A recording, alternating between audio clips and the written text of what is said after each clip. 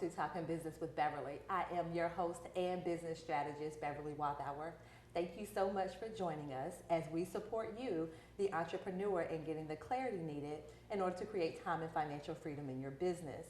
And so we do this by not only addressing your business needs, but also your physical, mental, emotional, spiritual, and financial needs as well. And now join me in welcoming Dr. Janice Smith to the show. Hello, Dr. Janice, how are you? I am well. How are you doing today? I am awesome. Good. And so I have Dr. Janice. She's joining us. She's an executive leadership coach. And so she's going to join us kind of talking to us about her entrepreneurial journey. Okay. And so actually, Dr. Janice, before we dive into the conversation, I love to play this game with my guests where I ask them 3 random questions. So Dr. Janice, are you game to play the game? Yes. Okay. My first one, do you prefer to live in the country or live in the city? Oh, either or? Yes, choose one. In the countryside city. She's in the countryside city. So you just gonna mix them together. She was like, I refuse to choose. She said countryside city. Okay, Dr. Janice, I'm gonna let you have that. Okay, thank you. And so, Dr. Janice, what is a movie that you can watch over and over and over again? Wow, I love Tyler Perry's stage play version of Why Did I Get Married? I could watch it over and over and over, yes. I love that. And then the last question, what is your favorite food?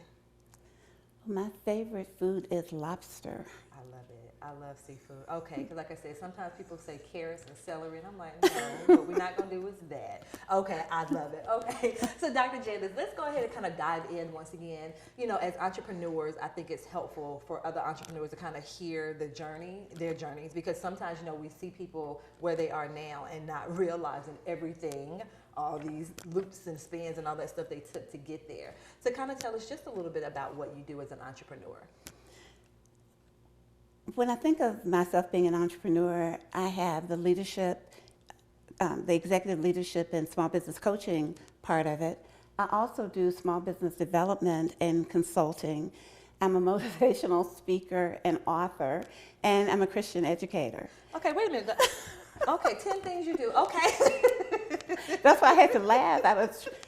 I wanted my answer to be succinct, but yes, all of those are part of J.W. Smith and Associates. And so for you, you know, because you wear a lot of hats. And so for you, what has been some of the most challenging parts of actually getting started when it comes to your entrepreneurial journey? The primary problem that I had in getting started is that I wanted to do everything for everybody. And you can see from the things that I am still doing that I haven't quite mastered that. But what I have learned is that in this season, while I enjoy the motivational speaking, it's usually motivational speaking to leaders. While I enjoy Christian education, it's usually developing Christian leaders. And when I'm writing books, which is part of my passion, I'm writing books about leadership. So while it sounds like a whole lot, I really have narrowed my focus to developing leaders on purpose. I love that. And that, to entrepreneurs, like, that's huge. Like, she has all of these hats that she wears, but it still falls under the umbrella of leadership. And so you just do it in a variety of ways. So you're not saying that you're going to help somebody develop their website, and then you're going to bake some cookies on the side, and then you're going to do some hair on the weekend. You're not doing all of that. It's everything falls under that one umbrella. Exactly. Gotcha. And so for you, what did you have to do to kind of get to that point? Because there are some people out there that are either looking to start or they're early on in their business and they're all over the place. So what would be a word of encouragement you would give to them? One of the things that I would tell you is to discover what your purpose is. If you understand your identity, and I'm always looking at my identity in Christ, when I discovered what God's purpose for me was, then it made it easier for me to make choices. But when you don't know who you are and whose you are and what it is that you're supposed to be doing, you're going to be here, there, picking a little apple off this tree, a pear off that tree, a banana off that tree. I started big. And as I learned more, I started narrowing my focus. I looked inside and said, what's your passion? What would you do today if nobody paid you? Who are the people that you really want to impact? that helped me to identify who I wanted to serve. And then from all of the experiences that I've had, how can I help them? What's the wisdom that I have?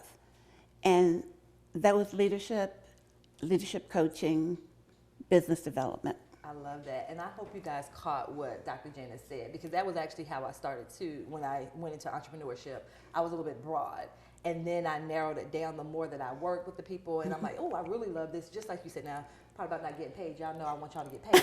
But no, but I got what she was saying. But, you know, like, and so it's okay to kind of, you know, have that broader sense to begin with. And then the more you do it, like kind of narrow down. So then that way you get a little bit more specific, and then that of course makes your messaging more succinct and how you're targeting other people. So I hope you guys kind of caught what Dr. Janice said, because I am such a strong fan of, you know, starting broad and then kind of narrowing down, and then really getting into your true passion, because then that's where you really start to kick it into high gear, because you know exactly who you're talking to and how you can actually serve them. Absolutely. And so you said, so that was one of the challenges that you had. Were there any other challenges that you had to getting this entrepreneurial thing going?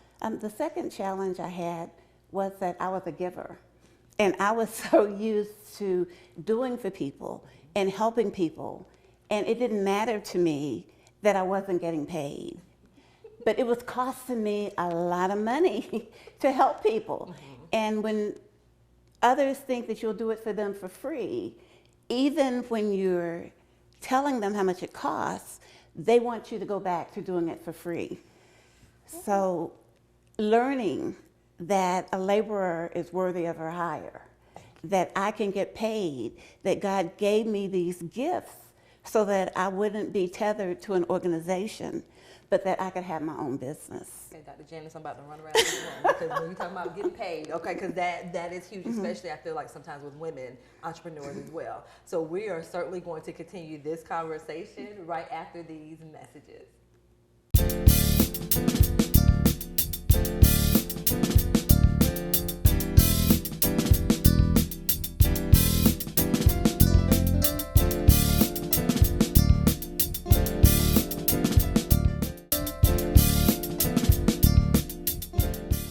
Hello, I'm Beverly Walthour, and I'm a business strategist specifically for coaches.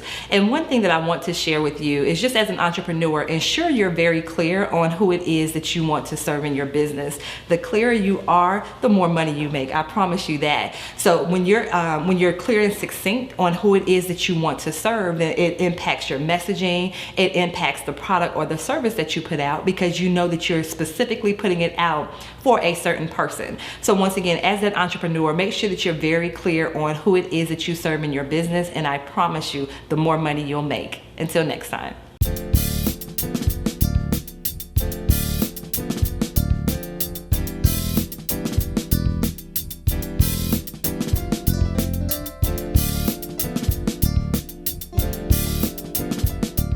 And welcome back to Talking Business with Beverly. So I am having a conversation with Dr. Janice Smith.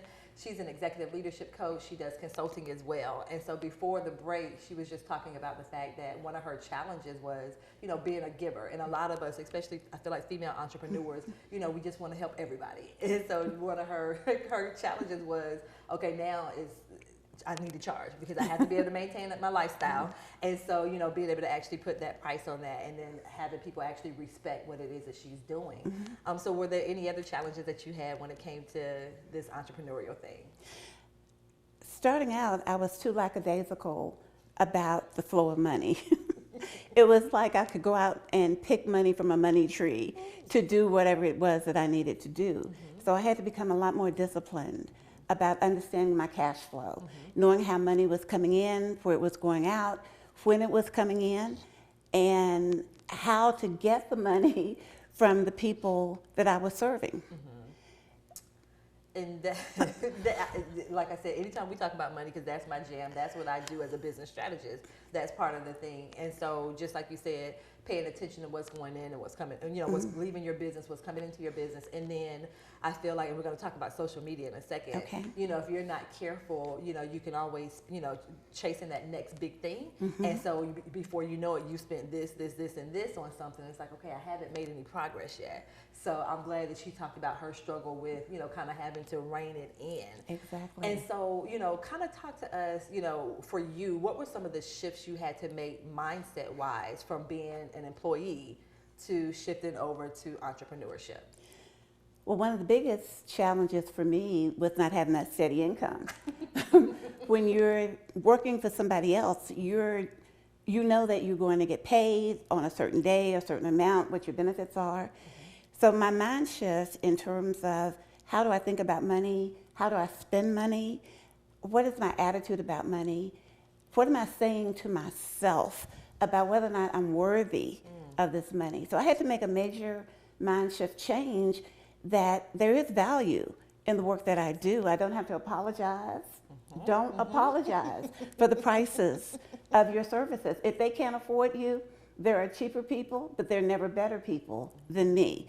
And I let them know that.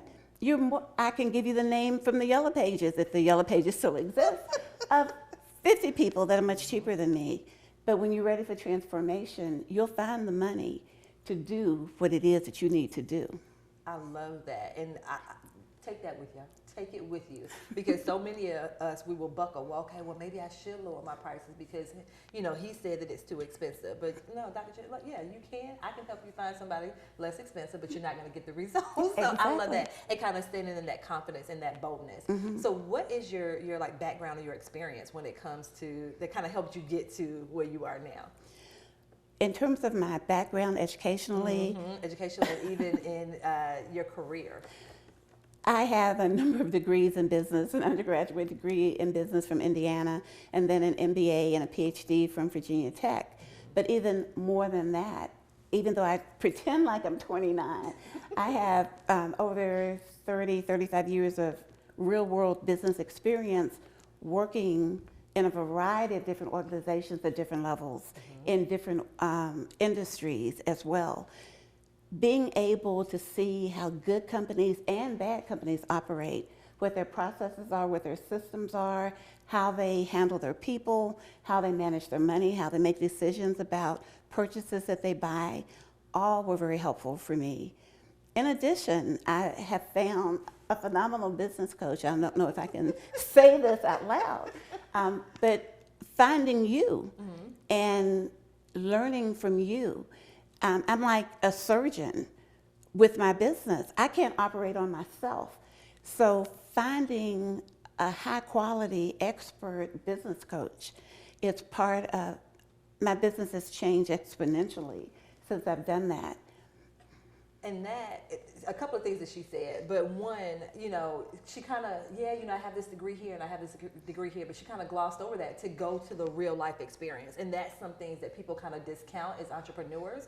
Like, yes, you can have the certifications and the degrees, that's cool, but that experience, that hands-on experience, being in the trenches with whatever it is that you do in entrepreneurship, like I feel like that a lot of times kind of trumps some of that other stuff because we're like, well, I don't have this degree in this and I don't have that, but you have that life experience, you know what I'm saying? And so that, in and of itself is like the difference between reading something in a book versus experiencing it for yourself. When you actually experience it, it's a lot more impactful than just reading it in a book. So I love how she kind of elaborated on just her experience and her background in what it is that she does when she was working and then now as this entrepreneur. So I love how you kind of touched on that. And then she also touched on getting support. And that's huge too because, in this entrepreneurial world, it's so many little voices out there. So kind of having something or someone where you can kind of focus in and say, hey, how about we rein it in and kind of focus on this right here. So that's huge as well.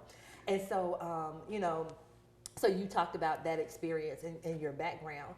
What was one thing you felt like was the most helpful for you in this entrepreneurial journey? One of the things that I did when I first started my business was to apprentice under an experienced consultant and coach. He was someone who was a professor when I was in my doctoral program. He had a successful consulting business, and I thought, okay, I'll finish my PhD, and business is my passion. Why don't I learn while I'm in school off his nickel? Instead of having to learn everything the hard way off my own nickel. So for me, that was the best thing. Learning from him. I had a wealth of business experience as well from other companies that I worked for, But being in the trenches with somebody every day, asking them questions about, why did you do that? What were the variables that you used to make that decision? How did you get those clients? That was very, very helpful information for me. And I learned what I wanted to do and what I didn't want to do, and how it could be applicable in my business. Yes, yes, yes, yes. I love that, Dr. Janice. And so we're actually going to continue because I want to touch a little bit more on that. We're going to continue right after these messages.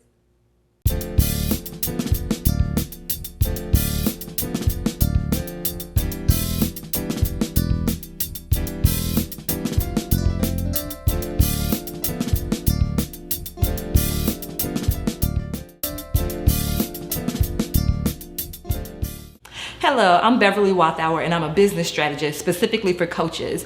And one thing that I want to share with you is, just as an entrepreneur, ensure you're very clear on who it is that you want to serve in your business. The clearer you are, the more money you make. I promise you that. So when you're clear and succinct on who it is that you want to serve, then it impacts your messaging. It impacts the product or the service that you put out, because you know that you're specifically putting it out for a certain person. So once again, as an entrepreneur, make sure that you're very clear on who it is that you serve in your business, and I promise you, the more money you'll make. Until next time.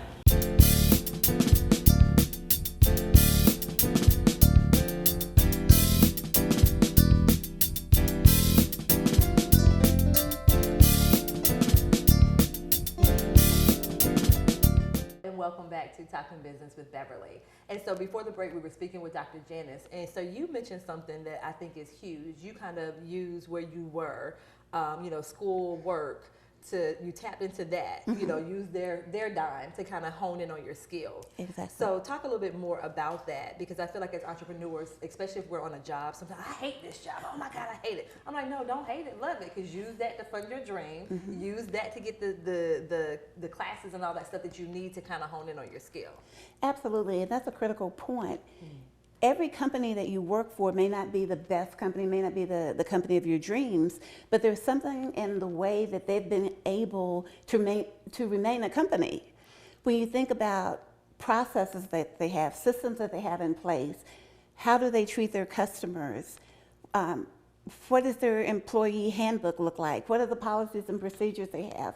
How do they negotiate contracts with vendors? You can learn a wealth of information at your current employer. Some of us, in terms of the business that we have premature labor. We're delivering babies that are not really ready to be born because we didn't have the patience to wait for that baby to be full term. So unless you know definitively that you should quit your day job, identify some things at your current employer that you can take into your new business. Use that as time for you to develop, to learn, to try some things that you wouldn't normally try to see if it works. Yes. Making sure that you are showing integrity with that employer, though. So you're not there just experimenting with the employer, but you can learn a lot. Mm-hmm. And you can have that to carry with you. And I think that's huge, once again, kind of just like shifting your focus, shifting your mindset a bit to say, you know what, let me go ahead and see what I can do, test it out on them. But like she said, do it in integrity now. And so, for you, do you utilize social media in your business? I do utilize social media. I have just become the Facebook queen. I didn't think that I would ever really embrace Facebook. So I do have a business Facebook page. Mm-hmm. I also have an Instagram page. I'm in LinkedIn as well. And I'm trying to become more adept at using social media. And I'm not going to jump out there and to try to be on all those platforms because my target market isn't there. And also, I have to do what I'm good at. Did y'all hear her? Look, don't run. You don't have to jump on everything. So I love that. And so for you, how has social media benefited your business? I have been able to add a lot of value to my current customers, and also because I want to serve people, also to a broader market as well. It makes me feel good. It brings in more clients for me, but also it empowers the clients that I have and potential clients to be those leaders on purpose. Yes. And So those people that are like, oh my God, social media sucks, because especially if you're an entrepreneur, you're using it the wrong way. You just heard Dr. Jenna say she uses it to put out her content, but also to draw in more clientele and kind of bring more awareness to her brand. So I love it. And so, Dr. Janice, if you had to give someone who was thinking about starting their business like 2 tips, what would you tell them to kind of get them started? One would be to count the costs, both the financial costs and the level of commitment and concentration, diligence, time that really goes into that business. Starting your own business is not for the faint of heart. You really have to start it with the end goal of being in it for the long term. So that would be my first tip. My second tip is to know what your superpower is. What is it that you know you do, how you think, what you can share that is going to help people make a difference in their lives. So if you know what it is that you can contribute when things get hard, and you won't quit. You're in it for the long haul. You're making a commitment not only to yourself, but to your clients and potential clients. It'll work out. I love that, because when you said it's not for the faint of heart, it is not. So kind of holding on to that reason why you even went into it to begin with will definitely get you through some of those tough times. And so, Dr. Janice, believe it or not, we are actually out of time. Say it isn't so. It is so. It is so. So, share with my viewers, how they can reach you. So what's your email, your website, and your social media handles? Okay, you can reach me in Facebook. You Too Can Lead. YOU, the number 2, can lead. That'll get you right to my Facebook page. You can also reach me on my email, Dr. J.W. Smith, Dr. J.W. Smith at jwsmithassociates.com. Leader, number 4, life at jwsmithassociates.com. Awesome. Thank you so much, Dr. Janice, for joining us. Thank you. And also, we want to thank you, the viewers, for tuning in as well. And remember, as entrepreneurs, not only do you want to address your business needs, your physical, emotional, spiritual, and financial needs as well, to ensure that you are able to create the time and financial freedom in your business. Until next time, take care.